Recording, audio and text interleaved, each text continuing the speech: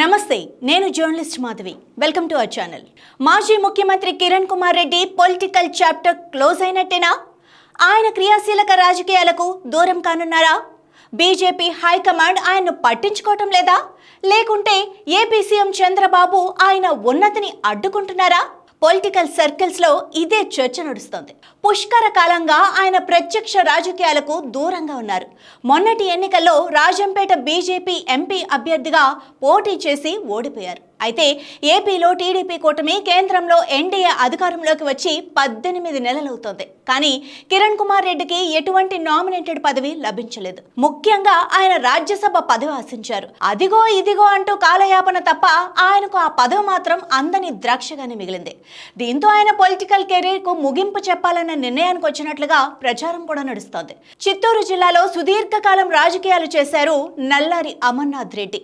అయితే ఆయన 1988లో ఎమ్మెల్యేగా ఉంటూ మరణించారు.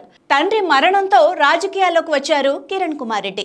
ఉప ఎన్నికల్లో తన తల్లిని కాంగ్రెస్ అభ్యర్థిగా నిలబెట్టారు. కానీ ఆమెపై టీడీపీ అభ్యర్థి విజయం సాధించారు. దీంతో కిరణ్ కుమార్ రెడ్డి 1989 ఎన్నికల్లో తొలిసారిగా అసెంబ్లీకి పోటీ చేసి గెలిచారు.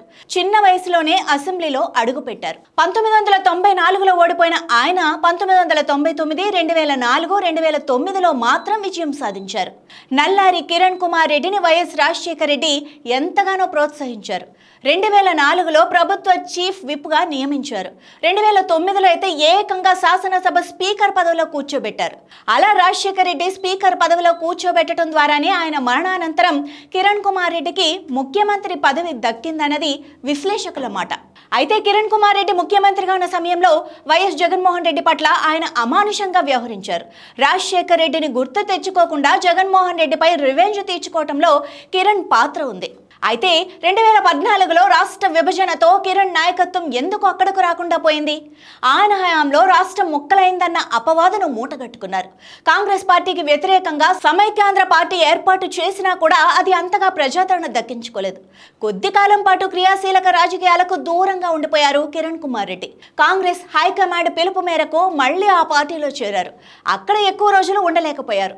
2024 ఎన్నికలకు ముందు ఒక వ్యూహం ప్రకారం బీజేపీలో చేరారు. పొత్తులో భాగంగా రాజంపేట సీటు బీజేపీకి కేటాయించడంతో ఆ పార్టీ అభ్యర్థిగా పోటీ చేశారు.